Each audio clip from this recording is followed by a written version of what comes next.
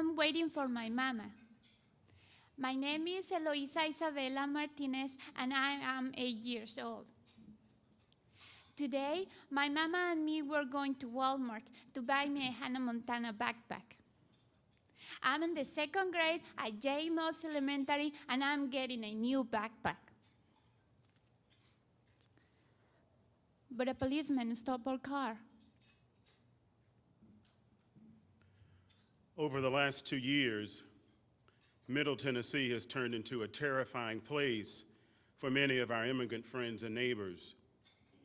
People with brown skin feel they must live in the shadows. Why? Let me tell you why. In April 2007, the Davidson County Sherriffs Department partnered with the federal government to enforce immigration law. Section 287G is a statute implemented by Immigration and Customs Enforcement. It is a tool for local law enforcement, specifically the Nashville Sheriff's Department, to detain individuals suspected of being in the country without proper documentation. Used properly, 287G tries to assure that the most violent criminals in our community are deported. Unfortunately, when it is misused, it becomes more about an issue of race than public safety. 80% of those detained from our immigrant community have been charged with minor offenses. That's nearly 6,000 people whose lives are turned upside down because of a minor infraction. Violations that would be an insult, that would result in a simple ticket for most of us in the room. But if you are an immigrant or look like an immigrant, not wearing a seatbelt or failing to use a turn signal often results in being carted off to jail immediately to be screened for immigration status. And in a heartbeat, families are torn apart.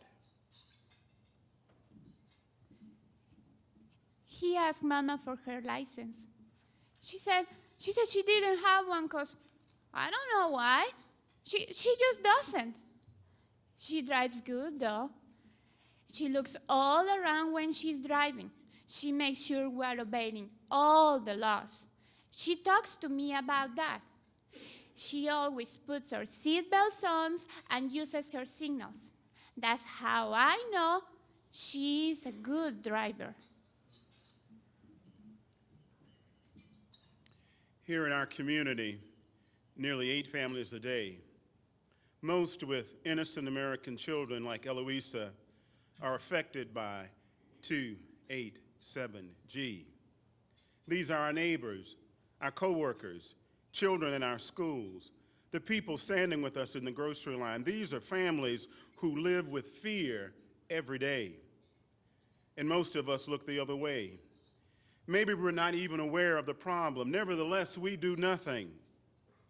Lest we think the issue doesn't affect us, think again. As a community, we are now less safe. You heard me correctly, less safe. Because when a crime is committed against a Hispanic person, he or she is often too reluctant to call the police because of their immigration status.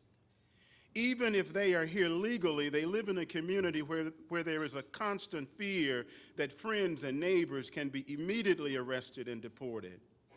As a result, the real bad guys, the real criminals, are getting away with murder, robberies, assaults, and horrendous abuses. Mama showed him some papers, but he said that wasn't a license.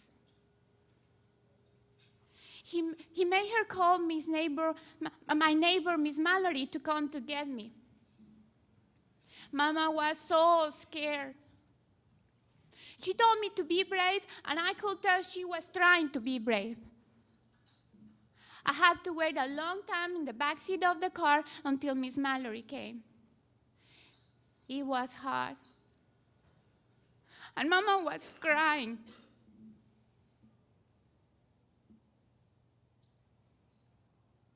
I asked my mama what those illegal means, and she says it's somebody with no papers. That didn't make any sense to me. We have lots of papers.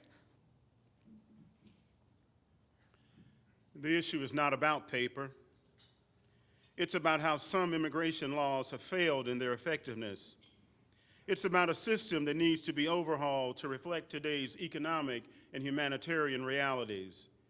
This is about the way we are dehumanizing people who sit in our pews, build our homes, staff this hotel, care for our children, nurse our sick, and cheer our teams. This is about our neighbors. Papers or no papers, the same racial profiling occurs. It's not that these people are undocumented, it's that they are assumed to be.